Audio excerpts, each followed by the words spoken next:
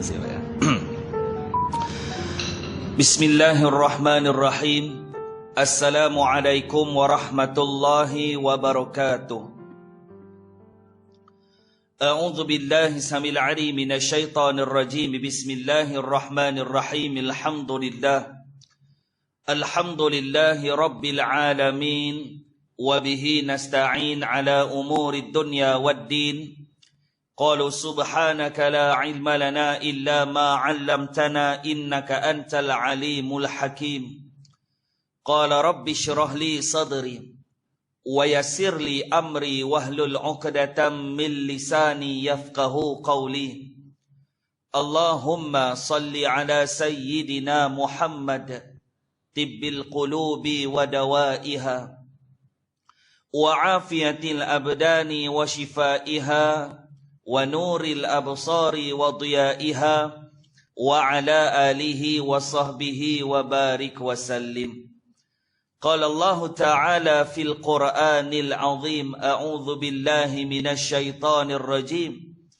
Wa man ahsanu qawlan mimman da'a ila Allah wa 'amila salihan wa qala innani minal muslimin. Sadaqallahul aliyyul azim.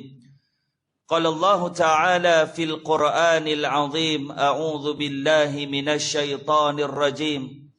Innal ladzina amanu wal ladzina hajaru wa jahadu fi sabilillah ulaika yarjuna rahmatallah wallahu ghafurur rahim. Sadaqallahul aliyyul azim. Qala an-nabiy sallallahu alaihi wasallam, Inna Allah yu'tid dunya man yuhibbu wa la yuhibbu wa la yu'til imana illa man yuhibbu. Saraka Rasulullah sallallahu alaihi wasallam. Syukran jazilan Raisal Jilsah, pengacara majlis pada malam ni, yang berbahagia Tuan Haji Zakaria ataupun dikenali sebagai Pak Ya, atas pengacara majlis dan undangan ke Masjid Al-Badar. Yang saya hormati pengerusi Masjid Al-Badar, Tuan Imam, keseluruhan ahli pimpinan syarak, pihak pengurusan, pihak masjid, keseluruhan pimpinan-pimpinan masyarakat setempat, para habaib, para ulama, para asatizah, tuan-tuan haji, puan-puan hajah, muslimin muslimat, ibu-ibu, bapa-bapa, abang-abang, adik, kakak yang saya hormati sekalian. Apa khabar semua tuan-tuan?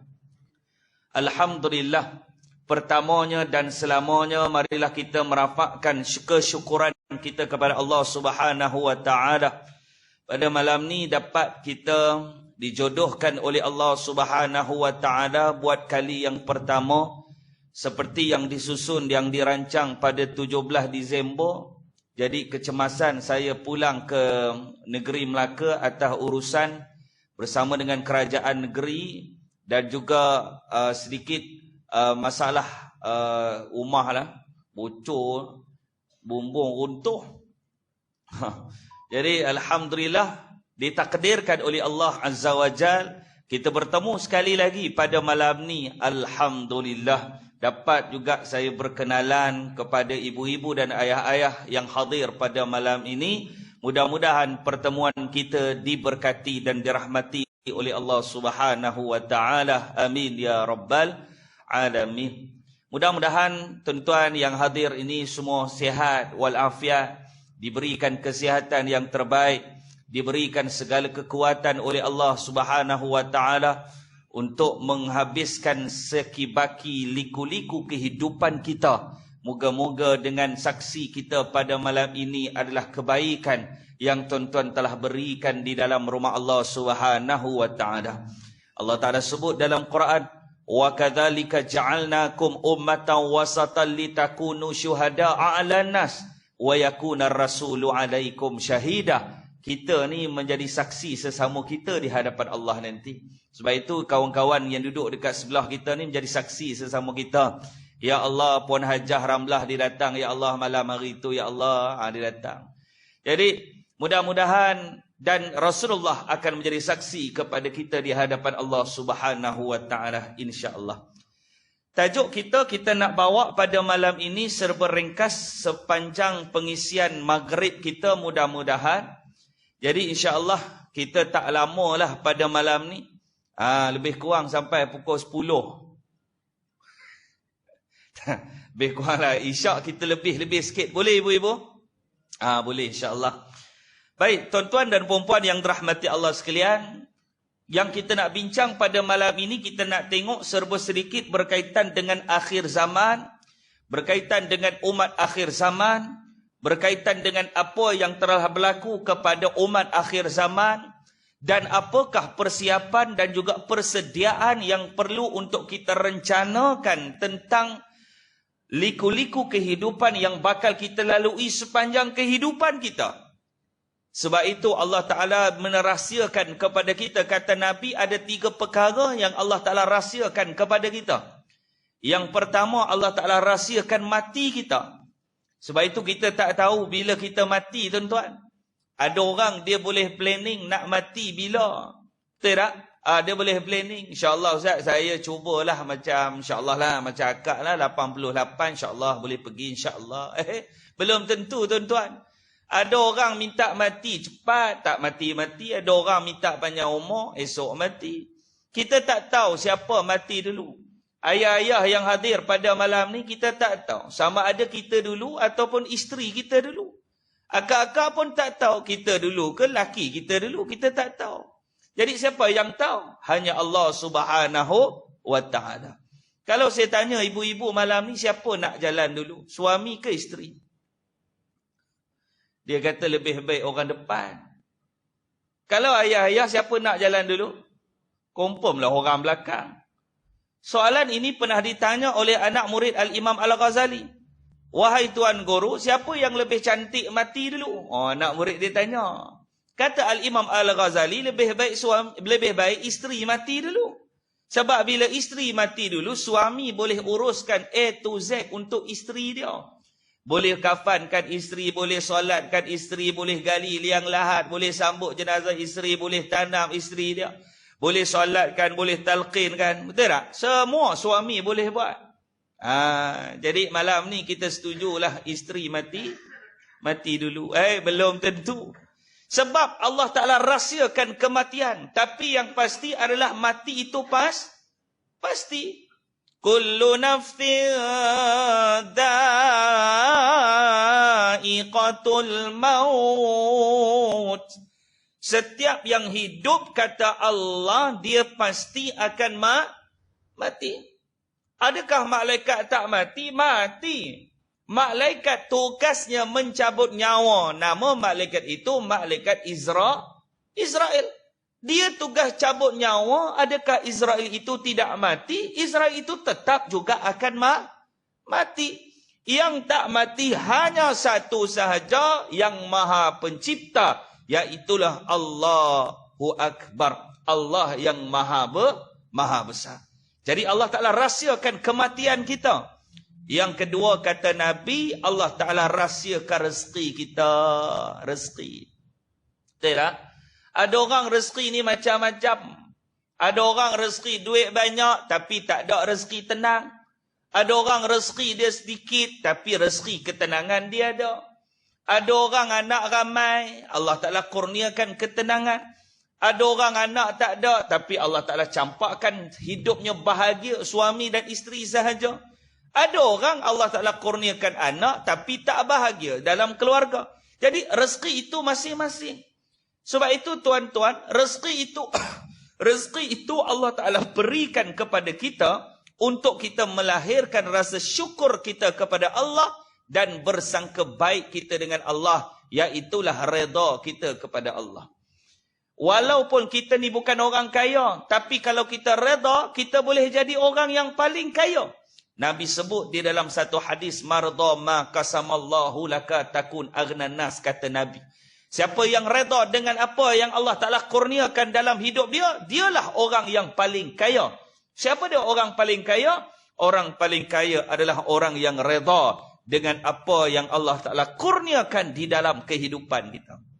Jadi, apa sahaja yang kita lalui dalam hidup ini, kita syukur, kita redha. kerana kitalah orang yang paling kaya di hadapan Allah Subhanahu wa taala. Yang ketiga, Allah Taala rezekikan apa kita tuan-tuan? Allah Taala rezekikan jodoh kita. Ayah-ayah yang duduk depan saya tuan-tuan, kita dah 10 tahun kahwin. Ayah-ayah dah 10 tahun kahwin. Betul tak? Allah Taala setiakan jodoh kita. Jodoh kita pula jodoh tuan-tuan. Kita bukan. Jadi jodoh tuan-tuan. Agak-agak jodoh kita dengan suami, tinggallah 25 tahun lepas, ingat lagi? Ingat. Suami duk mengorak tepi bus stop, kita duk ingat. Itulah jodoh kita. Allah, pantang duduk tunggu bas. Sweet. Yang sweet bukan orang lain, Tok Imam baru lepas balik sembahyang Zuhur. Sweet Tok Imam. Jadi Allah Taala jodohkan kita. Ayah-ayah jodoh kita dah 30 tahun. Mana tahu ujung tahun, sempena tahun baru Allah Taala berikan jodoh lagi satu. Kita tak rahsia, kita tak tahu. Kita planning tak nak tapi Allah Taala kata jadi seronok tak? Syukur tak? Syukur. Itu laju tuan-tuan, syukur. Jadi rezeki 3 benda. Rezeki, jodoh dan kematian. Jadi 3 perkara inilah Allah Taala rahsiakan kepada kita. Allah Ta'ala nak tengok daripada satu sikap kita, iaitulah sabar dan usaha dalam kehidupan kita. Tuan-tuan dan puan-puan yang dirahmati Allah sekalian, malam ni kita nak tengok satu hadis daripada riwayat Imam Al-Baihaqi, hadis yang berkisarkan tentang situasi dan perkara ataupun petanda-petanda yang berlaku kepada umat akhir zaman hari ini. Tapi banyak. Siapakah pemegang rahsia akhir zaman Nabi? Siapakah pemegang hadis rahsia akhir zaman? Huzaifah. Seorang sahabat Nabi ni. Nama dia Huzaifah Al-Yaman. Dia ni pemegang rahsia akhir zaman.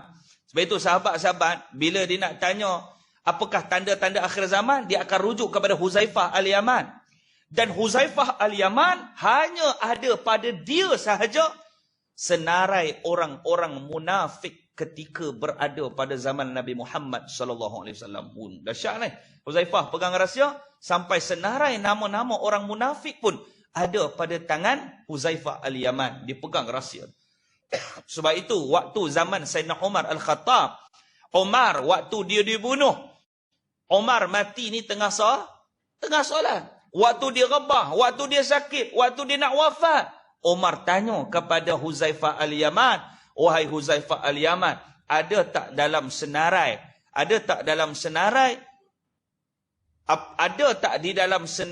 nama golongan orang-orang munafik tertulis nama aku, kata Sayyidina Umar Al-Khattab. Kata Huzaifah, wahai Umar, kamu dijamin syurga oleh Nabi Muhammad sallallahu alaihi wasallam.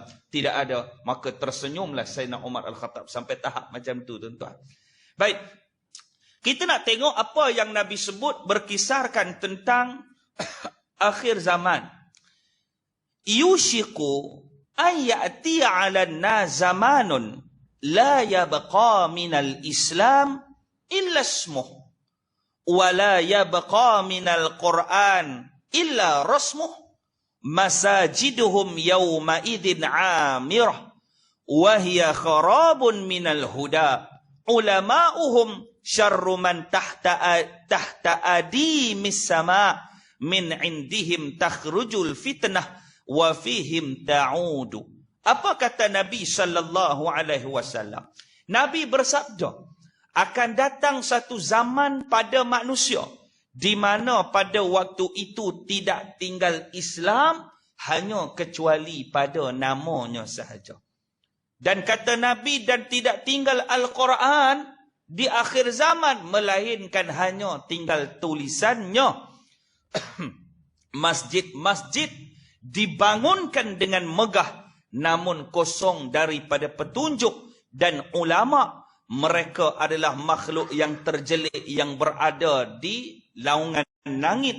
Dari mulut-mulut mereka keluar fitnah. Sungguh fitnah itu akan kembali kepada mereka. Hadis riwayat Imam Al-Baihaqi. Di dalam hadis ini, tuan-tuan, Nabi SAW memberikan satu ancaman kepada umat akhir zaman. Apa kata Nabi SAW? Akhir zaman kata Nabi SAW, Islam ketika itu hanya akan tinggal namanya sahaja. Tuan-tuan, dalam zaman hari ini tuan-tuan, kita berbangga dengan Islam. Ramai orang kadang-kadang dia mencari nama Islam. Tetapi kadang-kadang tuan-tuan, bukan hanya nama yang menjadi kebanggaan saja tuan-tuan, tetapi yang penting adalah pengamalan Islam itu di dalam keluarga ataupun di dalam diri satu orang manusia. Hari ini ramai orang Islam. Ada tak orang Islam yang isap dadah? Ada ke tidak tuan-tuan? Ada. Ada tak orang Islam yang hari ini minum arak? Ada ke tak ada? Ada. Ada tak orang Islam hari ini tuan-tuan yang berzina? Ada ke tak ada? Ada. Ada tak orang Islam yang hari ini mencuri? Ada ke tak ada? Ada. Sebab itu tuan-tuan, bab minum arak ni tuan-tuan, Allah, saya pusing satu Malaysia tuan-tuan. Saya jadi panel khas penceramah di Jabatan Ketua Menteri Melaka. Dan saya di bawah syarikat saya, Minda Dakwah Konsultan Malaysia. Saya pusing satu Malaysia tuan-tuan. Saya pergi buat ceramah berkaitan dengan motivasi diri, muhasabah diri. Amat menyedihkan tuan-tuan, anak-anak remaja Melayu Islam hari ini tuan-tuan lebih teruk tentang kerosakan akhlak mereka. Tuan-tuan, saya pegang ikon AADK, Agensi Anti Dadah Kebangsaan 4 tahun. Saya jumpa dengan budak dadah baru ni, saya jumpa dengan dengan penuntut-penuntut daripada sekolah Hendry Geni. Tu di Melaka tu. Mereka dok buat program berkaitan dengan macam mana nak memberikan motivasi kepada anak-anak yang terlibat dengan gejala-gejala sebegini. Saya pun tanya mereka ni, apa gejala yang mereka buat? Dia kata, hak ni teruk Ustaz. Semua hak Ustaz senarai, hak Ustaz sebut, insya-Allah ada. Insya-Allah ada. Saya kata, hak rogol orang, hak tu ramai. Hak tu ramai, Pak Yau.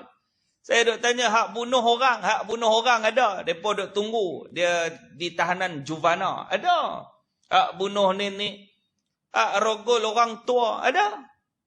Cucu rogol nenek ada. Cucu rogol nenek. Cucu umur 18. Rogol nenek dia umur 68. Di mana? Di kebun gotah. Tuan-tuan jangan main-main. Minta duduk dengan nenek. Nenek minta duit. Nenek tak bagi. Kawan pun isap gam. Dia tengok nenek tu macam anak dara. Habis tuan-tuan. Orang tua nak lawan apa tuan-tuan? Biar pi. Biar pi. Ni menyedihkan tuan-tuan. Maknanya nenek-nenek zaman kita pun dah tak selamat dah. Sebab itu adik-adik ni, ada adik-adik ni, adik pesan kat nenek jangan keluar malam ya, risau. Tuan-tuan, 4 tahun lepas seorang remaja ditangkap, ditahan, merogol kambing di pantai timur. Kambing jadi bahan. Maknanya kambing-kambing zaman kita pun dah tak selamat. Tuan-tuan nak buat korban tahun depan, tuan-tuan cari kambing hak pakai sepeda. Ni bahaya tuan-tuan. Ni sebab apa? Jiwa anak-anak muda hari ni rosak, rapuh, kosong. Sebab apa tuan-tuan? Jauhnya daripada agama. Yang buat tu bukan orang muka Islam. Yang buat tu kadang-kadang ada nama Muhammad dekat depan.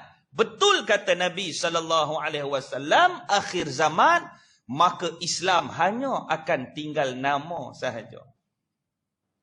Tu satu hal. Bak nama moden-moden sampai tak ada makna pun hari ni tuan-tuan, menjadi satu perkara yang biasa dalam masyarakat kita. Betul tak? Hak gabung nama, bapa nama Daud, mak nama Mazdah, kahwin dapat anak, dia ambil separuh-separuh. Mazdah binti Daud. Tuan-tuan boleh bayang, jama kereta anak. Bapa nama Sedap, mak nama Maimunah, bapa nama Taufik, ambil separuh-separuh. Tak ke munafik nama anak tuan-tuan.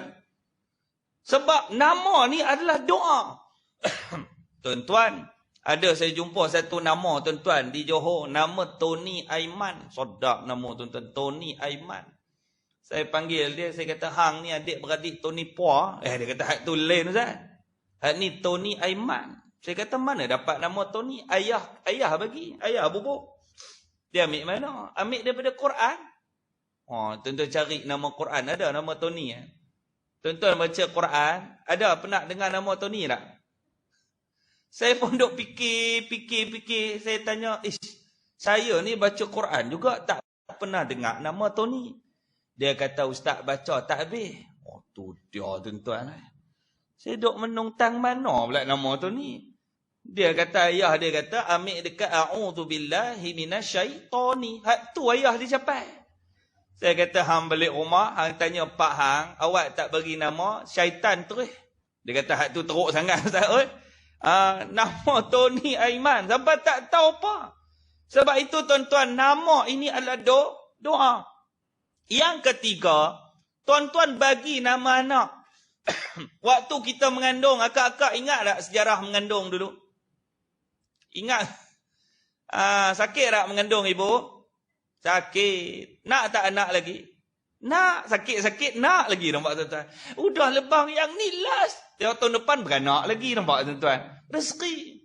Kita, anak kita baru 4 bulan dalam kandungan. Ayah-ayah ingat lagi tak? Kita struggle duk pilih nama anak ni.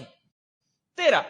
Duk fikir Muhammad, Abdul. Dia kata Muhammad ada, Abdul dah ada. Tu buang satu. Duk fikir habis ni. Tapi mai anak keluar tuan-tuan, ada kita panggil nama penuh anak kita. Nama duk fikir ambil nama anak Nabi. Fatimah, Nurul Fatimah. Keluar, panggil Fat. Memang Fat sungguh budak tu tuan-tuan. Apa tak? Nama kita duk fikir struggle, pilih nama anak. Anak keluar, adakah kita panggil nama anak kita nama yang ada makna? Nama Badariyah. Sedap. Dia pendek kan nama Bad. Tu yang orang duk panggil Kak Bad, Mak Bad. Berpunca daripada kita tuan-tuan. Sebab apa tuan-tuan? Nama tu adalah doa. Banggalah dengan panggilan. Sebab itu Nabi kata, akhir zaman nanti di padang mahsyar kita akan dipanggil dengan apa yang nama diberi, nama kita akan dipanggilkan. Sebab itu tanggungjawab ibu dan ayah. Satu hari ada satu orang hamba Allah ni, dia bawa anak dia pergi jumpa Sayyidina Umar Al-Khattab radhiyallahu an, seorang sahabat Nabi. Dia datang jumpa Umar, dia kata, wahai khalifah, anak aku ni hak ni degil. Kalau orang Kedah depa duk panggil apa? Gedegak. Betul gedegak. Orang Melaka panggil mangkau. Tu mangkau, gedegak, ya. Ya Rasul, ya Umar, anak aku ni hak ni gedegak. Dia kata dengan Umar. Umar tanya, awak kenapa? Dengar dia ni tak mau dengar cakap aku suruh dia tak mau buat, dia derhaka, dia jadi anak derhaka ya Umar. Nasihat dia. Umar pun beri nasihat semua. Tiba-tiba budak yang diam tadi bila dia kena nasihat, habis Sayyidina Umar bagi nasihat, dia bagi tahu kepada Umar, tiba-tiba dia bersuara, ya Khalifah Amirul Mukminin, dalam hidup ni ada anak yang derhaka kepada mak bapak. Aku nak tanya kamu wahai Umar, ada tak situasi yang bapak derhaka kepada anak? Sudah. Terdiam bapak dah. Sudah kawan tu. Kata Sayyidina Umar, ada situasi bapa derhaka kepada anak. Yang pertama, apakah bapa yang derhaka kepada anak? Bila bapa tidak memberikan nama yang baik untuk anaknya.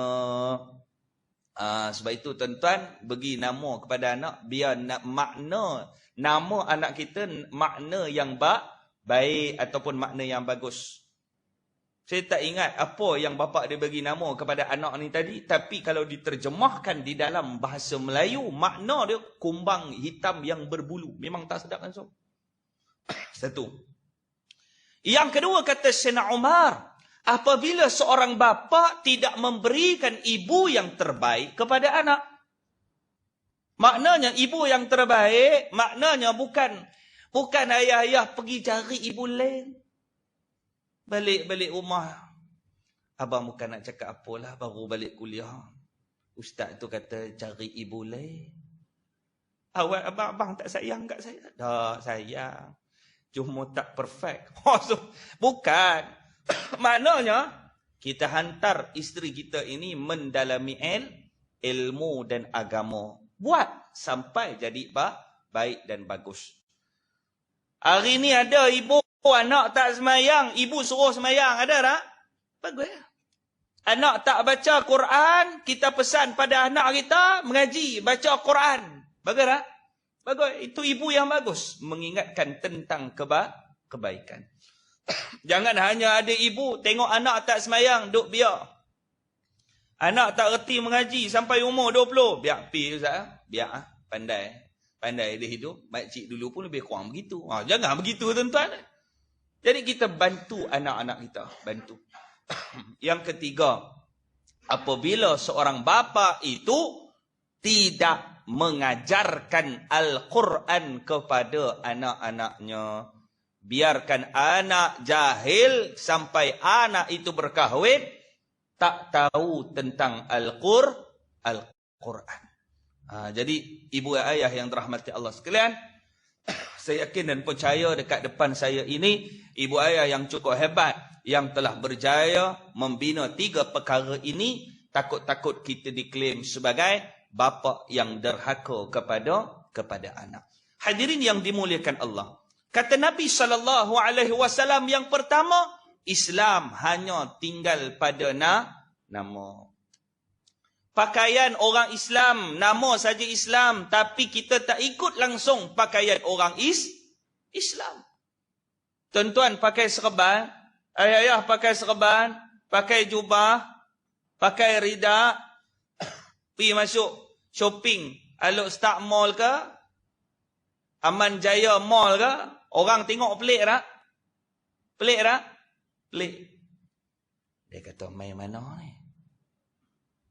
Kawan dia kata, hak tu malaikat. Kacau.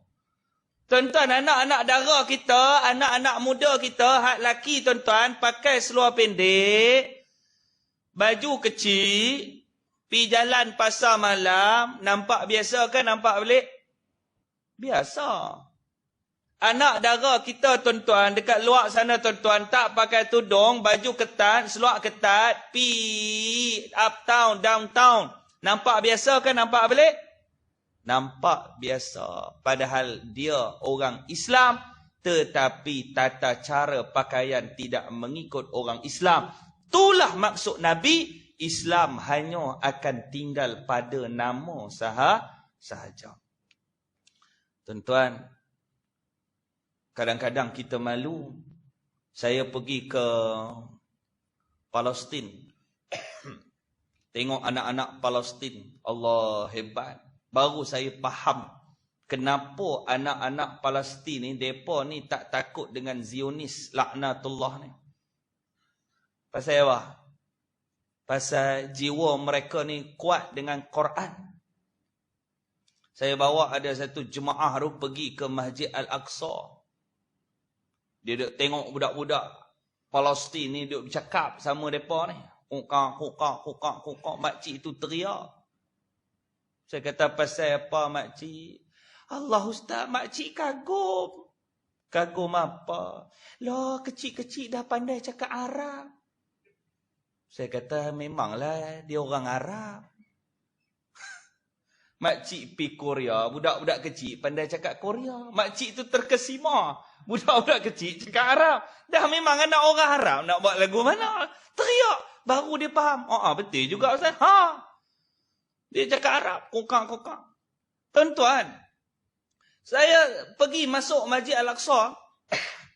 Ada satu, tuan-tuan, Masjid Al-Aqsa ni kubah warna hitam. Kalau tuan-tuan tengok dalam internet tu, tuan-tuan ada handphone tu, tuan-tuan type Masjid Al-Aqsa tu, dia ada 2 kubah. Satu kubah hitam, satu kubah warna oranye tu, kubah kuning tu. Kubah hitam itulah Masjid Al-Aqsa. Dia ada 2 tingkat. Tingkat atas dengan tingkat bawah. 200 meter berjalan pergi ke depan sampai ke kubah kuning. Kubah kuning tu Dome of the Rock. Apa dia? Tempat Nabi Mi'raj. Itu bukan Masjid Al-Aqsa. Saya duk masuk dekat Dome of the Rock tu. Masuk dalam tu. Dengar budak-budak duk mengaji. Baca Quran. Saya kata bagus. Masuk. Tengok ada budak 4-5 orang. Budak perempuan. Budak perempuan, dia campur dengan budak lelaki. Budak lebih kurang dalam 9-10. Alah, anak-anak kita lah. Budak-budak 9-10 tahun. Macam anak kita juga dia main. Tapi mereka main-main, mereka baca Quran. Saya kata dahsyat. Dekat Gaza, tuan-tuan. Anak-anak Palestin, anak panjat pokok, mak duduk bawah, mak tasmik surah Ar-Rahman, mak tasmik surah Al-Baqarah. Anak panjat pokok, anak baca Quran, mak tasmik Quran daripada bawah. Oh, hebat. Mereka duk main bola ni. Main bola. Budak 10 tahun, 11 tahun. Waktu dia passing bola tu, dia baca surah Ar-Rahman. Dia passing bola kat kawan dia. Bismillahirrahmanirrahim. Dia tendang sampai kat kawan. Kawan dia sepak. Ar-Rahman, Allamal Quran, Khalaqal Insan, Allamahul Bayan. Sampai habis surah Ar-Rahman. Nak ceritakan jiwa anak-anak di sana hebat dengan Quran. Oh, tu hebat tuan-tuan. Sebab itu kata Nabi yang kedua, Nabi kata, tidak akan tinggal Al-Quran, melainkan hanya akan tinggal tulisan sahaja. Berlaku ke tidak? Berlaku. Keluarlah Quran hak baru. Pantang tengok Quran hak baru. Beli, baca. Tidak.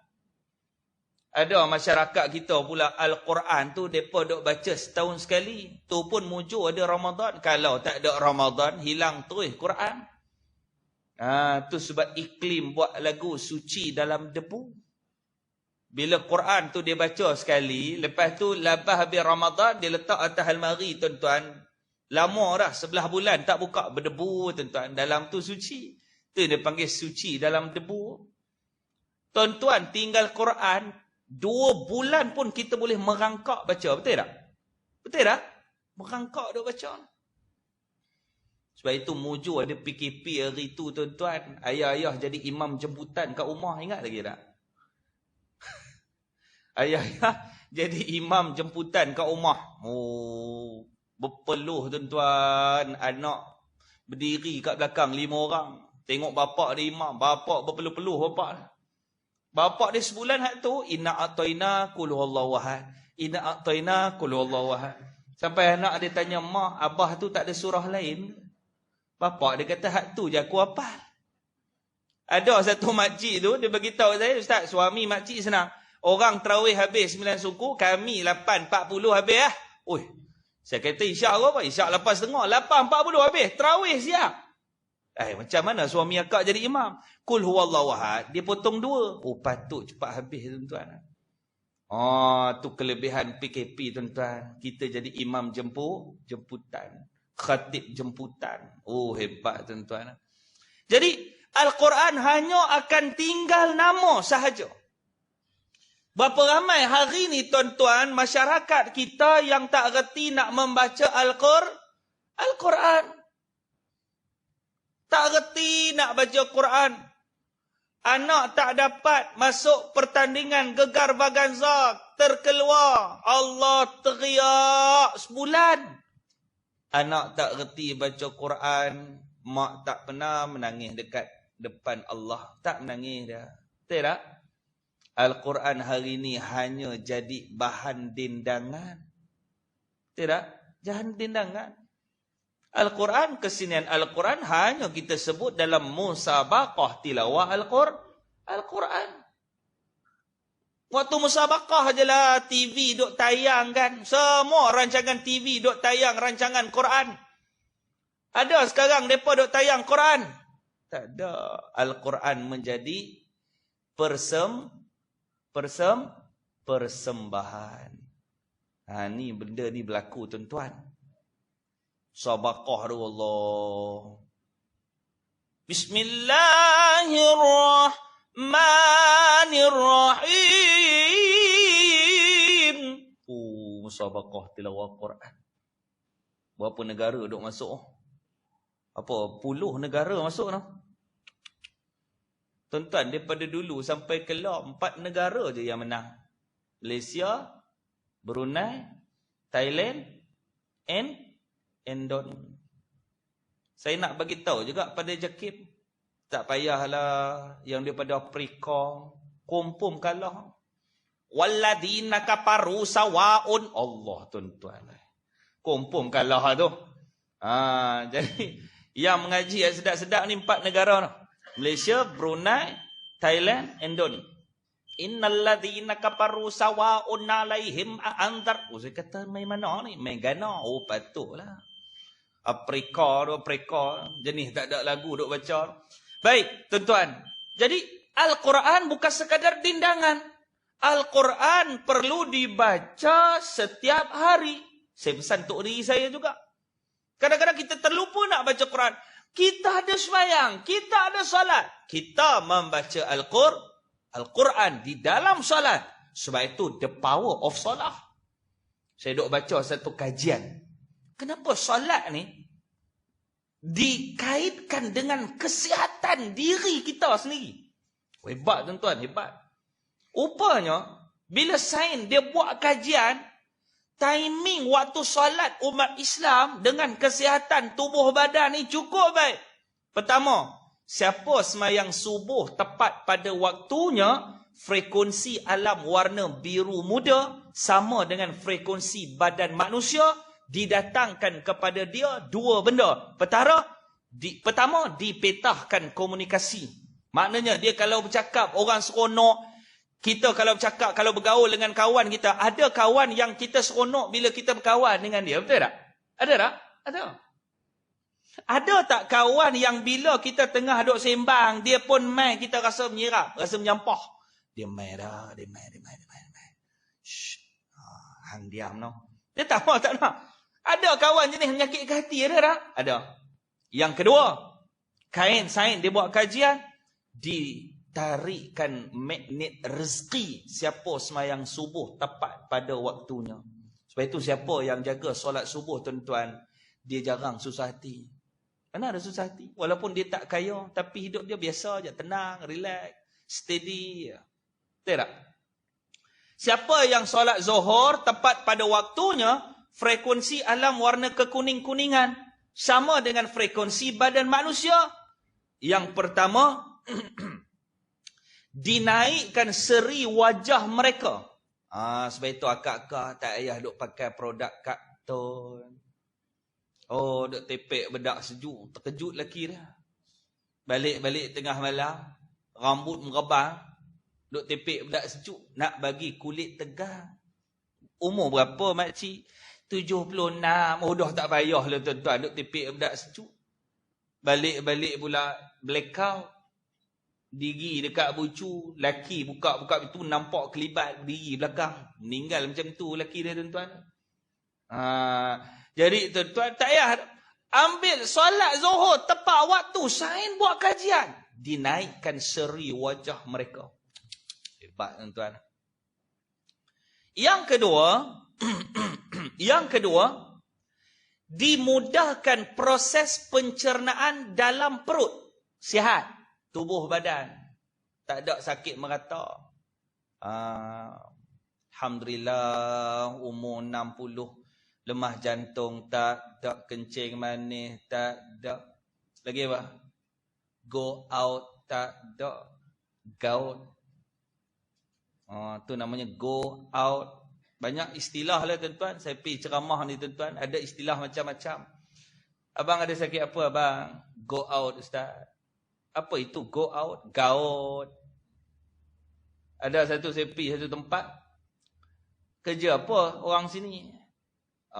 Kami tak kerja kerajaan ustaz, kami NGO. Saya kata menatang apa pula NGO? Norih getah orang. Oh, NGO. Norih getah orang, NGO. Banyaklah, banyak istilah. Ada kadang-kadang istilah pun mereka tu silap. Saya pergi mana tuan-tuan? Saya pergi di ceramah di Tinggi 9 kot. Sampai-sampai dekat tangga tu pengurusi datang jumpa saya, dia kata, "Ustaz, alang-alang budak muda ramai malam ni, ustaz tekankan sikit bab akikah dah." Saya berkata, ada korban ke apa? Ada anak beranak. Dia kata bukan kira beranak ustaz. Akikah budak-budak muda sekarang dah goyang. Saya kata akikah ke akidah ni? Rupanya akidah. Dia salah sebut. Dia pergi akikah. Saya tak cerita bab akikah malam tu. Rupanya akidah. Ya. Jadi, Tuan-tuan, siapa yang solat asar tepat pada waktunya, frekuensi alam warna keoren-orenan, sains dia buat kajian, sama dengan frekuensi badan manusia, disuburkan hormon pembiakan. Yang keempat, siapa semayang maghrib tepat pada waktunya, frekuensi alam warna kemerah-merahan. Sains buat kajian, tapi tak sama dengan frekuensi badan manusia. Frekuensi kemerah-merahan sama dengan frekuensi jin dan juga iblis. Sebab itu tuan-tuan, waktu maghrib kita pesan pada anak balik rumah. Betul tak? Pesan anak balik rumah, jangan keluar, semayang, mengaji. Walaupun kita tak tahu pasal apa, tapi saintis dia buat kajian, saintis Islam dia buat kajian, frekuensi waktu tu, frekuensi paling kuat jin dan juga iblis. Walaupun ni tak ada hadis. Tak ada hadis. Tapi berkaitan jin dan iblis tu ada. Tapi waktunya Nabi tak sebut. Tapi sains dia buat kajian mengikut frekuensi. Sebab itu waktu maghrib kadang-kadang orang lepas sak ni kadang-kadang badan rasa tak sedap. Hak jenis ada gangguan. Lepas sak start pening kepala, demam hak nak panas. Tak panas. Betul tak? Hak dibuat macam-macam lah. Duk gatal-gatal kulit hak lepas sak lah. Start sampai maghrib, sampai tengah malam noh. Esok bangun pagi, okey. Start petang, dia mula jadi macam tu. Jadi gangguan kadang-kadang di rumah. Sebab itu perubatan Islam dia buat satu formula macam mana kita nak tahu dekat rumah kita ada gangguan. Yang pertama, kalau lalat berada di dalam rumah pada waktu malam. Kakak, kalau lalat berada dalam rumah pada waktu malam, dia seko je duk merayap pukul 11 malam, 12 malam. Rumah tu kemungkinan ada gangguan. Satu. Yang kedua, bila ibu-ibu masak nasi, nasi itu cepat bau nak basi. Masak pagi, tengah hari macam dah lembik-lembik, macam petang tu, start nak basi dah. Kan nasi dia boleh tahan satu hari, dia boleh tahan. Tapi dia start selain daripada kebiasaan, tanda-tanda rumah tu ada gangguan. Yang ketiga, bila suami isteri selalu bergaduh. Tu tanda-tanda ada gangguan tu. Tanda-tanda ada gangguan. Kejap-kejap bergaduh. Bergaduh hari Jumaat sampai Rabu minggu depan. Hari-hari bergaduh. Khamis malam Jumaat, okey. Relax, tenang. Tak bergaduh ke bang? Khamis malam Jumaat. Bukan apa, tengok forum perdana awal Islam. Tuan-tuan jangan duk fikir lain tu, tengok forum perdana. Bergaduh. Gaduh. Kadang-kadang benda kecil jadi besar. Ni kadang-kadang. Baik, yang keempat. Selalu orang perempuan lah. Dia kalau duduk seorang-seorang, dia duduk di dapur, suami pergi semayang, dia duduk kat dapur seorang-seorang, duduk kat rumah seorang-seorang, di hujung mata ni nampak satu kelibat duduk lalu ni. Lalu. Lintasan. Kita duduk tengok-tengok macam ada orang melintas. Tapi tak ada. Lintasan-lintasan tu jin. Jin. Ada juga orang duk perhati orang, ada. Saya pergi semayang di mana tu, nak mana hari tu saya semayang. Jenis semayang, tengok orang. Hak tu bukan jin tu. Hak tu bukan jin. Dia duk semayang, dia tengok orang. Dia duk semayang di situ, kita duk masuk depan. Kita tak tengok dia lah, tak tengok. Tapi mata kita ni boleh nampak yang dia macam tengok kita. Kita dah masuk. Dia tengok aku ke? Tapi kita tak tengok. Bila saya tengok dia, memang dia tengah tengok saya. Pada tengah sembahyang tu. Saya kata orang ni, hak ni bukan jin tuan-tuan. Hak ni duk perhati orang tengah sembahyang. Ni 4 perkara. Jadi macam mana kita nak buang benda-benda ni? Pertama sekali, Nabi kata banyakkan baca surah Al-Baqarah. Baca surah Al-Baqarah. Banyakkan membaca Al-Quran. Lebih selamat bacalah. Sebab itu penting Quran. Nabi kata Quran hanya akan tinggal tulisan. Berlaku tak dalam rumah kita? Berlaku. Kita beli frame ayat 1000 dinar. Kita beli frame ayatul kursi. Kita dok tampal dekat dinding dan juga shilling pintu rumah kita. Yang kita perasan jin tak masuk. Saya kata, Pak Long, kenapa tampal ayat kursi dekat pintu ni? Dia kata, Ustaz, setan tak masuk, Ustaz. Setan tak masuk ikut pintu. Anak tak reti baca Quran, dia tak perasan. Isteri tak reti baca Quran, dia tak perasan. Yang dia perasan, jin tak masuk, setan tak masuk. Sebab gantung ayat Quran. Ni Nabi kata, akan tinggal tulisan sahaja. Gantung ayat 1000 dinar. Satu pun ayat 1000 dinar, dia tak faham makna ayat tersebut. Ada tak? Ada. Kenapa gantung ayat 1000 dinar ni makcik? Alhamdulillah Ustaz, makcik dah gantung 20 tahun dah. Sejak makcik gantung dululah, beli duk bangla, duk datang rumah bayar RM10 setiap bulan. Alhamdulillah lah, start pada tu memang rezeki makcik murah lah. Ayat 1000 dinar ni bagus. Saya pun tanya apa makna ayat tu. Tu yang makcik tak berapa faham tu. Alah, gantung tapi tak faham. Rugi nak? Al-Quran hanya tinggal tulisan. Hal ni yang merugikan. Sebab itu Nabi mengadu kepada Allah. Allah Ta'ala rakamkan dalam Quran, dalam suratul Furqan, ayat yang ke-30. Nabi mengadu, Ya Rab, innal ummati, apa ayat tu? Inna qaumi ittakhadu hadzal Qur'ana mahjura. Apa dia? Nabi mengadu, Ya Allah, ada dalam kalangan umatku, Ya Allah, mereka itu termasuk golongan mahjura. Apa dia golongan mahjura? Ibnu Katsir mentafsirkan, golongan mahjura itu golongan yang tidak mempedulikan Al-Quran, yang tidak membaca Al-Quran, yang tidak menghafal Al-Quran, yang jauh daripada Al-Quran, yang mengenepikan Al-Quran, yang jauhkan diri mereka dengan Quran, yang tidak menjadikan kepentingan Al-Quran dalam kehidupan. Kadang-kadang golongan mahjura itu ada dalam keluarga kita. Yang ni yang menakutkan, tuan-tuan. Cuba kita renung balik, anak kita ada 5 orang, semua tak reti baca Quran. Kalau semua reti, alhamdulillah. Saya buka kelas mengaji dekat Melaka, tuan-tuan. Kita ada pelajar dekat 60 orang. Anak murid saya paling tua 70 lebih. Oh, pencen polis. Gigi hok sebatang tengah.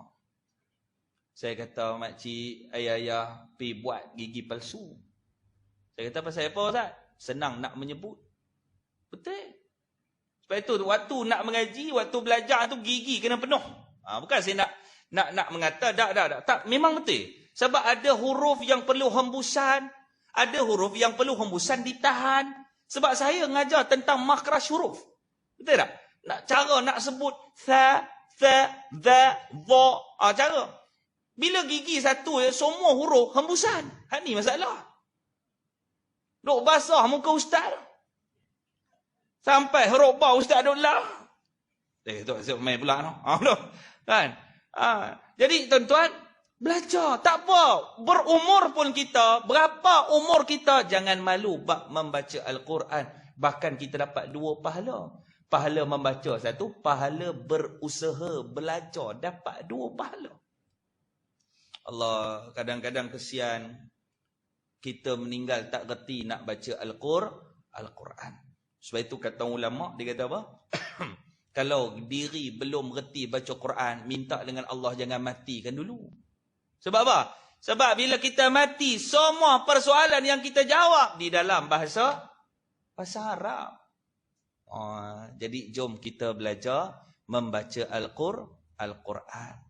Makin berumur satu orang manusia, kata ulama, makin dia dekat kepada Allah. Ketahuilah, itulah ada tanda-tanda keberkatan dalam umur mereka. Subhanallah. Kita umur 60, ayah-ayah 60, 70. Kita duk main mengaji, duk semayang. Tonton tahu tak? Itu tanda-tanda berkatnya umur satu orang manusia. Alhamdulillah. Sebab ada orang umur 70 Allah duk merata, duk mendam haji. Semayang tidak, sehari 4 kali haji dia naik. Ada tahun bila tuan-tuan wartawan duk serbu ni, pusat pelacuran di KL. Tangkap seorang pelacur umur 60 tahun jadi pelacur. Wartawan pun pergi tanya, macam mana pengalaman akak sepanjang pekerjaan ini, Allah pengalaman. Akak tu jawab, Alhamdulillah lah. Alhamdulillah pula dah. Jangan main-main tuan-tuan. Wartawan pun dia pergi tanya, macam mana dengan budak-budak sekarang ni, yelah makin ramai lah yang terlibat dengan pelacuran anak-anak muda hari ni, macam mana dengan golongan-golongan pelacur yang tua-tua. Oh, wartawan duk tanya. Kata makcik tu, setakat ni saingan sengit. Allah, saingan sengit pula dah. Ni umur 60, kadang-kadang tersimpang jauh daripada rahmat Allah. Kita minta kepada Allah supaya Allah Ta'ala kekalkan apa yang telah Allah Ta'ala kurniakan kebaikan di dalam kehidupan kita. Tapi ada juga orang yang reti baca Quran, kadang-kadang terlibat dengan perkara-perkara sebegini. Ada. Saya pergi satu tempat, masalah pusat tahanan ke apa, saya pergi. Warden tu tunjuk, Ustaz, dua orang tu hafiz Quran 30 juzuk. 30 juzuk. Subhanallah. Hafal 30 juzuk. Kadang-kadang terlibat. Sebab itu Nabi kata, maksud Nabi, akhir zaman, dunia hanya tinggal tulisan. Pertama, ada Al-Quran, mereka tak baca. Makna yang kedua, kata ulama, mereka membaca Al-Quran, tetapi mereka tidak mengamalkan apa yang mereka baca. Saya pesan untuk diri saya juga. Kita dok mengaji, kita dok baca ayat Allah, kita dok baca terjemahan. Kadang-kadang kita ambil ayat-ayat Allah yang kena dengan diri kita. Tidak? Kadang-kadang yang kita tak setuju, padahal benda tu betul, dia kata tentang kita, kita tak setuju, kita tak ambil pun ayat tu. Ini berlaku, tuan-tuan. Sebab itu ibu-ibu dan ayah-ayah yang dirahmati Allah, jom ajar anak-anak kita membaca Al-Quran dan mendaulatkan Al-Quran. Entahlah pusat pengajian, saya ingat di Kedah ni, Allah, pondok ni merata pondok. Betul tak? Oh, pondok ni merata, tuan-tuan. Dulu nak cari pondok bukan senang. Dulu nak cari pondok kena hantar tempat-tempat tertentu. Sekarang setiap negeri, setiap daerah dah ada pondok dah. Cuti-cuti sekolah, jom kita hantar anak-anak kita pergi mengaji pondok. Duk semayang subuh. Kalau tak dapat dia mengaji penuh pun, duk semayang subuh berjemaah, semayang zuhur berjemaah, betul tak? Semayang isyak berjemaah. Hari ni anak kita semayang bagus 5 waktu, anak kat rumah tak solat. Ini masalah. Masalah anak-anak muda hari ni, tuan-tuan. Ini menakut dan membimbangkan kita. Sebab itu, tuan-tuan, saya selalu sebut, ada kadang-kadang Al-Quran dia menjadi bahan pandangan sahaja. Sebab itu P. Ramlee duk buat filem. Saya banyak tempat saya ceritalah. Sebab apa? Sebab P. Ramlee dia buat filem ni dahsyat. Tuan-tuan nak belajar tajwid pun daripada lagu P. Ramlee pun boleh. Betul tak? Kalaulah bulan tu wajibul gunnah tu jatuh ke riba. Ba tu memang sebutan makhraj Arab tu ba. Ni'matlah insan di taman dunia. Izhar hakiki. Sepatutnya nun mati jumpa dal, ikhfa hakiki. Tapi bila dia sebut dunia, maka itu dia jadi izhar hakiki ataupun izhar asli. Telah ku tenung dalam kitab Qalqalah Kubra. Makin ku renung berdetab sughra dengan kubra. Tuan belajar tajwid dengan lagu pun tuan-tuan boleh teka dah. Tapi jangan ambil duk watak yang ada pakcik duk pakai cermin mata hitam, baju bunga-bunga tu, pakai seluar pendek, duduk dengan Cikgu Murni tepi pantai. Itu watak apa, tuan-tuan? Haji Bakil. Jangan pilih hak tu. Pilih hak bagus. Makanlah Tuan Haji, kuih ini saya yang bikin. Saya belum lapar lagi, Cikgu Murni. Cara nak mengurat Cikgu Murni. Kalau urat ini bertemu dengan urat ini, maknanya Cikgu Murni akan bernikah dengan orang kaya. Allah, dia nak mengurat. Nak mengurat Cikgu Murni. Tak dapat juga, tuan-tuan. Orang duk minta ketipan derma, dia bagi RM1. Cikgu Murni datang, tuan-tuan, 10 papan kain putih sekolah. Jangan main-main. Tu penangan Haji Bakil. Penangan Haji Bakil. Baik, tuan-tuan dan puan yang dirahmati Allah. Yang seterusnya kata Nabi sallallahu alaihi wasallam, masajiduhum yawma idzin amirah wa hiya kharabun minal huda. Apa kata Nabi sallallahu alaihi wasallam? Masjid-masjid dibangunkan namun kosong daripada petunjuk. Maknanya kosong daripada pengimarahan dan tak ramai pengunjung yang datang ke rumah Allah. Masjid hebat.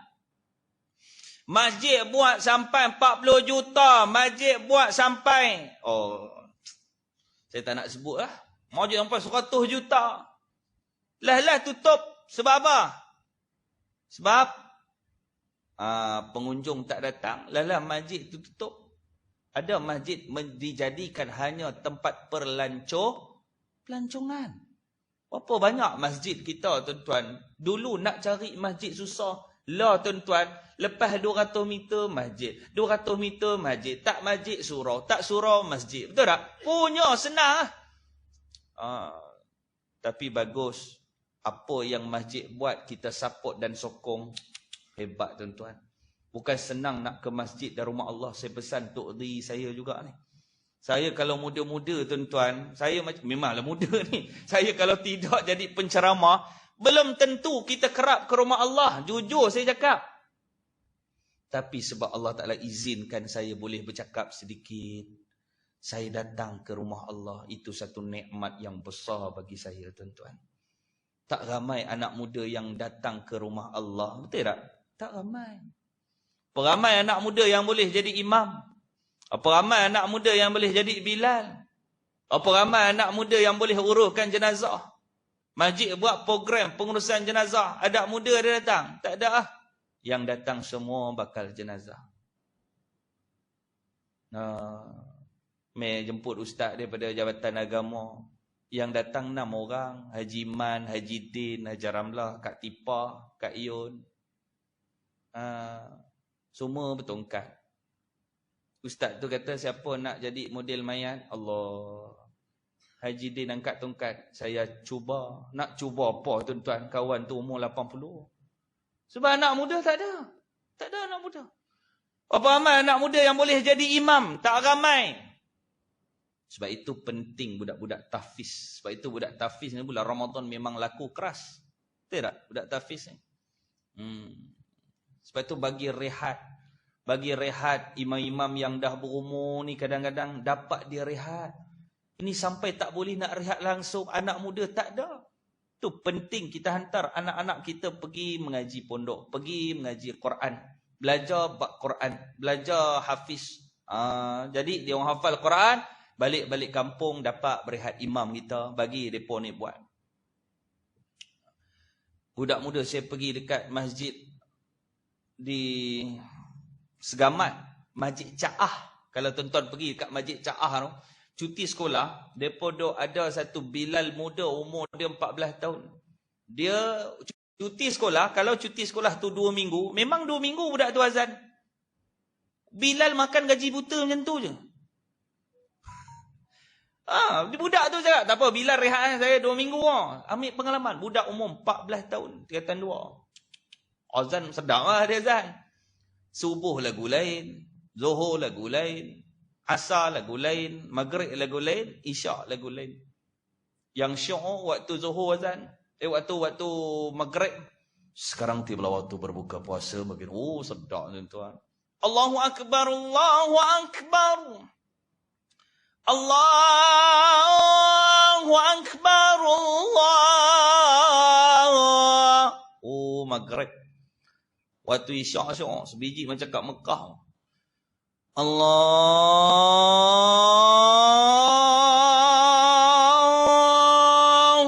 Akbar, Allahu Akbar. Cakap Mekah. Allah. Sedap tuan-tuan. Waktu subuh, sebiji azan semirah padi. Allahu Akbar, Allah. Tu yang 3 orang je datang subuh. Azan ni dia suruh orang tidur ke dia suruh orang datang?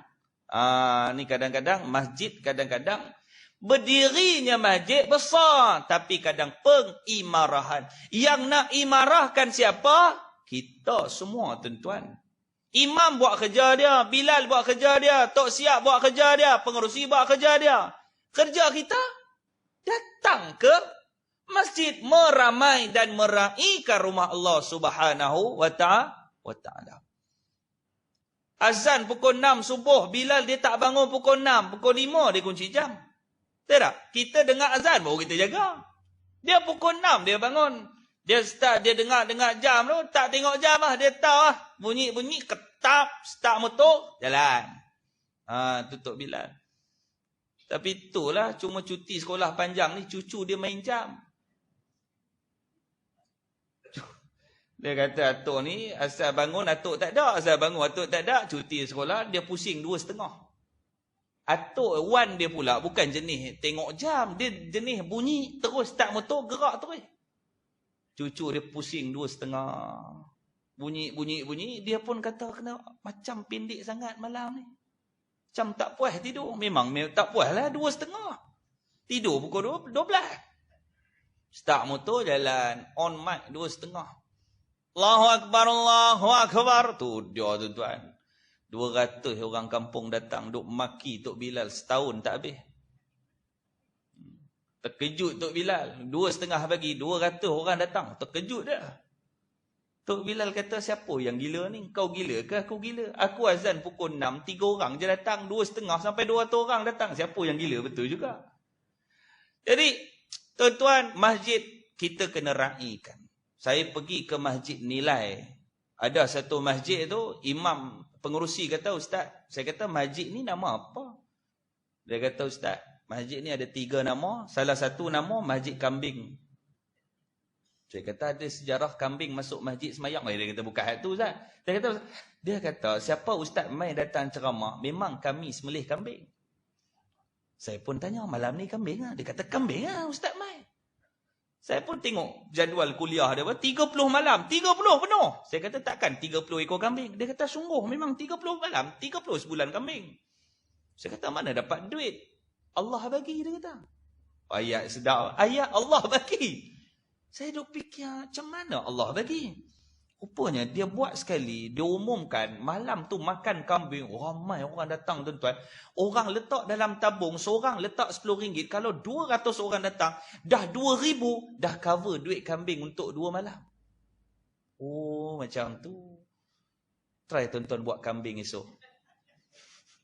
InsyaAllah ramai Pak Ya, ramai. Yang gaut pun datang. Begini datang tuan-tuan.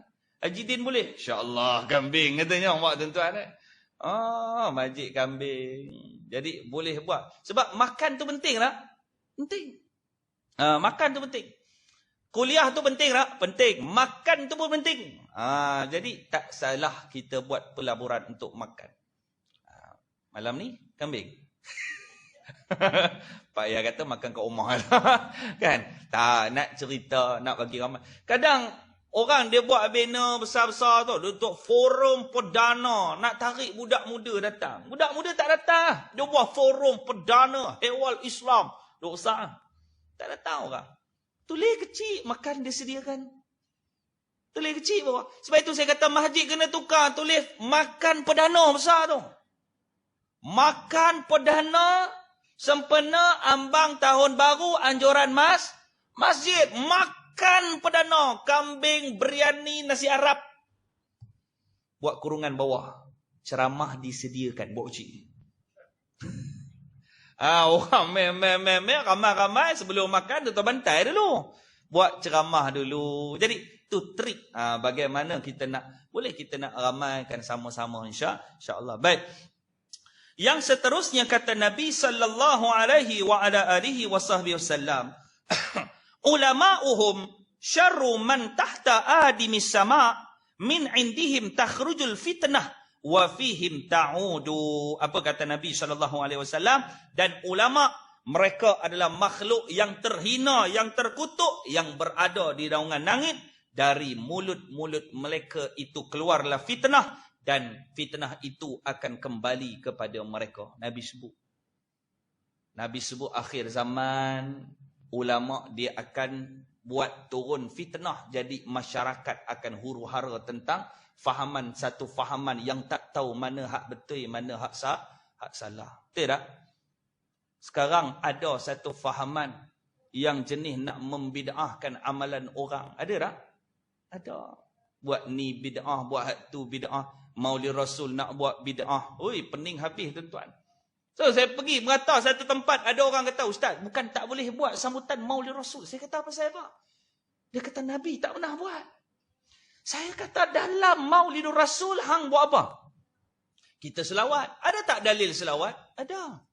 Dalam program, maksud tentatif program ceramah perdana Maulid Rasul, sunah-sunah Nabi, ada tak dalil menghadiri majlis ilmu? Ada tak? Ada. Kemudian kita buat jamuan makan. Dalam Islam, ada tak wa'at'imut ta'am, beri makan pada orang? Ada ke tidak? Ada.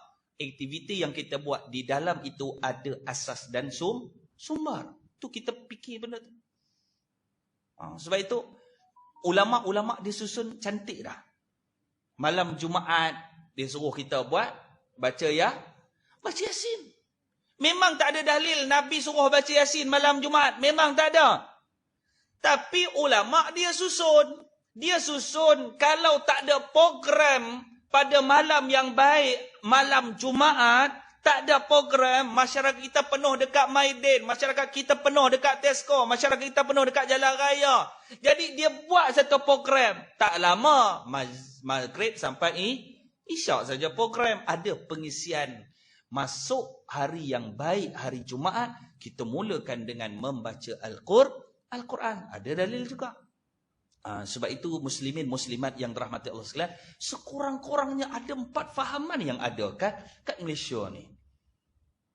Sebab itu kita akidah ahli sunnah wal jamaah. Yang kedua, Syiah. Ada tak Syiah? Ada. Di Kedah ada tak Syiah? Ada. Di Melaka ada tak Syiah? Ada. Merata Syiah ni tuan-tuan, bahkan dapat satu maklumat. Mereka punya ahli dah sampai ratus ribu di Malaysia saja. Kita tak tahu siapa pengikut-pengikut Syiah. Dalam Syiah ada keluar lagi satu fahaman namanya Khawarij. Kemudian ada satu golongan Mu'tazilah yang tak bersetuju dengan pendapat gurunya. Dia buat satu fahaman lain. Dengan fahaman tu dia lawan gurunya balik. Kadang-kadang saya program 2 minggu lepas, 3 minggu lepas saya buat program di Seriaman, Sarawak. Saya handle satu camp untuk anak-anak belia ni. Saya buat program. Saya bagi mereka ni kumpulan. Saya kata setiap kumpulan cari seorang tokoh Islam. Hang cari apa sebab kelebihan dia dan hang akan bentang. Saya akan tanya. Ada yang tulis, Sayyidina Umar, dia tulis Khalid Al-Walid. Ada satu duk tokoh depa duk tulis Arwah An-Nuhaili, Nihaili, saya pun tak berapa faham. Dia tulis. Saya kata, ni tokoh mana? Saya kata, hang dapat tokoh ni, aku tak pernah belajar ni. Oh, dia kata, Ustaz, ni bagus. Ni dia pejuang Islam. Tuan-tuan, saya duk cari-cari. Rupanya tokoh Syiah. Anak kita, dia hanya mencari maklumat di handphone. Dia tak tahu mana sahih, mana tak sahih. Mana betul, mana tak betul. Bahaya tuan-tuan benda ni. Bahaya tak? Bahaya. Apa yang Google tak boleh jawab, akak-akak, semua dia jawab. Betul tak? Ustaz pun ada benda dia tak boleh jawab. Google, semua benda dia jawab. Tak tahu betul, tak betul. Hak ni masalah. Sampai akhir zaman, kita tak tahu mana betul, mana fitnah. Hak ni bersumpah hak dia kata betul. Hak ni pun bersumpah dia kata hak betul. Kita pun tak tahu yang mana betul, yang mana salah. Inilah akhir zaman yang sedang berlaku dalam kehidupan kita. Anak-anak mengaji dekat universiti, mereka ada usrah. Tuan-tuan, mereka ada usrah. Dalam usrah tu, nakib-nakib mereka ni, kadang-kadang daripada pelajar-pelajar luar negara. Tu daripada Afrika tu. Tu daripada merata ni. Kadang-kadang mereka bawa satu fahaman ni. Anak-anak kita ikut. Berlaku dekat kebanyakan universiti. Dan saya tanya, mana dapat? Dalam usrah, sama dengan nakib. Ni anak-anak kita belajar kat universiti pun jangan kita rasa senang hati, tuan-tuan. Mereka dahagakan ilmu, mencari ilmu. Tapi kadang-kadang mereka tersilap dalam memasuki satu kumpulan yang kadang-kadang nampak macam Islam, tapi sebenarnya dia bukan ajaran Islam. Sebab itu akhir zaman ni fitnah berleluasa, dan hari ni kita melihat ahli-ahli agama mencari pasal sesama mereka. Ada tak? Hak ni mengaji, hak dia kata hak ni betul. Hak ni mengaji, hak tu kata dia betul. Dia maki hamun hak ni ngata kat dia. Jadi kita tak tahu yang mana yang betul.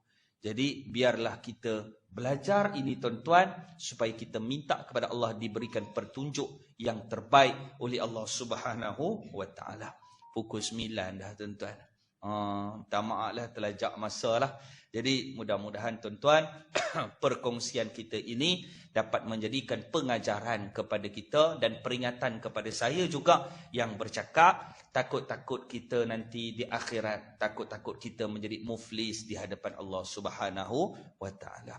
Jom kita pulihkan hablum minallah wa hablum minan nas. Menjaga hubungan sama manusia dan menjaga hubungan sesama Allah Subhanahu wa taala.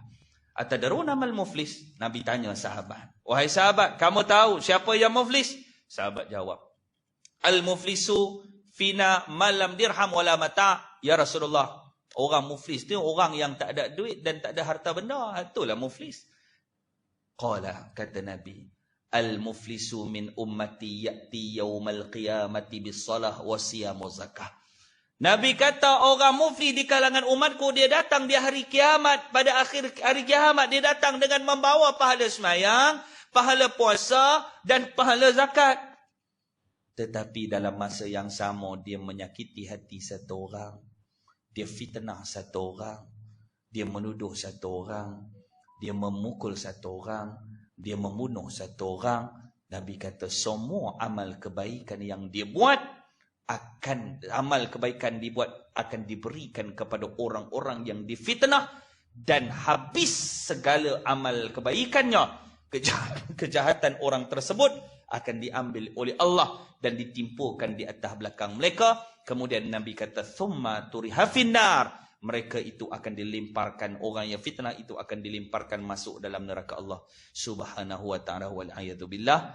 Mudah-mudahan kita dijauhi oleh Allah Subhanahu wa taala daripada perbuatan yang boleh mencacat celakan amal ibadah kita. Kita jaga hubungan kita dengan Allah bagus, tapi jangan lupa menjaga hubungan kita sesama manusia.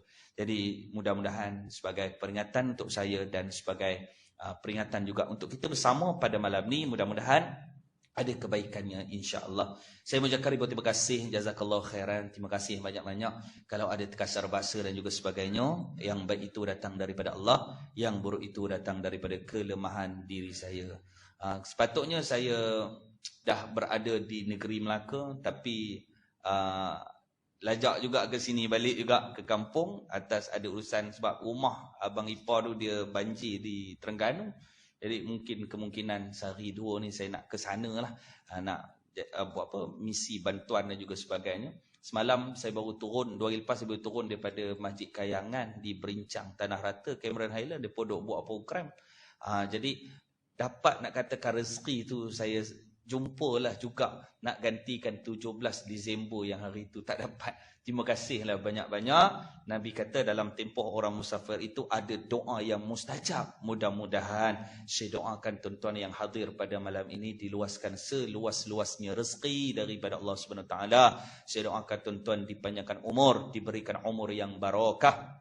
Saya doakan tuan-tuan jadikan hamba Allah terbaik dunia akhirat. Saya doakan tuan-tuan jika ada dalam kalangan kita yang sedang sakit, ahli keluarganya yang sedang sakit, ya Allah ya Tuhanku, sembuhkanlah sakit mereka ya Allah, sembuhkanlah sakit kami ya Allah, sembuhkanlah, berikan kesihatan yang terbaik untuk kami ya Allah.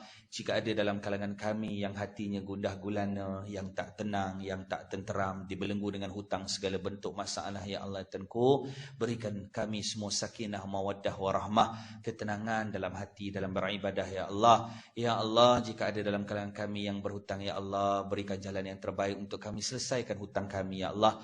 Ya Allah Tuhanku, jagalah ibadah kami, iman kami, akhlak kami, sikap kami, anak-anak kami, anak-anak yang terbaik dunia dan juga akhirat. Jika ada juga dalam kalangan kita yang terasa dihina, terasa down, terasa menyesal dalam kehidupan. Ya Allah, kuatkanlah semangat kami, berikan taufik dan hidayah kepada kami dan keluarga kami, ya Allah, untuk sama-sama membina kehidupan yang terbaik bersama dengan sahabat-sahabat kami yang beriman, yang saleh dan bertakwa. Jadikan suami kami, ya Allah, suami yang saleh, isteri kami, isteri yang soleha, seluruh anak-anak kami zuriat yang terbaik dunia dan juga akhirat. Amin. Doakan saya, isteri saya, anak-anak saya, mak ayah saya juga, insya-Allah.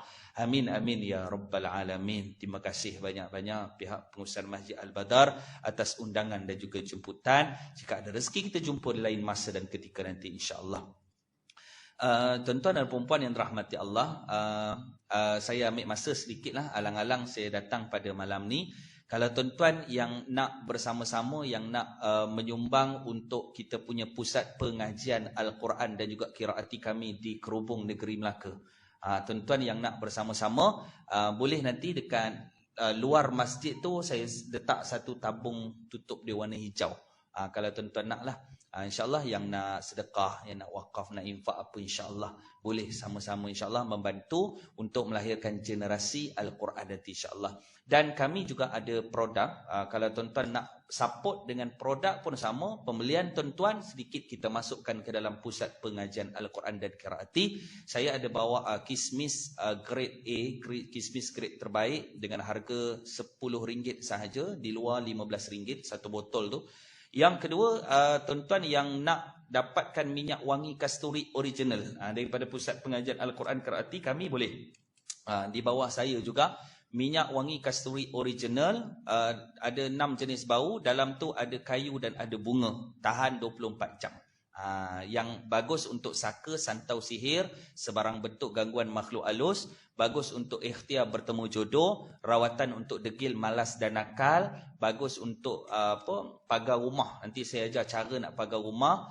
Kemudian bagus untuk buat parti mandi bunga, untuk rawatan pelbagai jenis penyakit. Banyak khasiat, pelaris perniagaan, ada lebih kurang dalam 10 khasiat. Tuan-tuan nak satu botol dengan harga RM7 sahaja satu botol.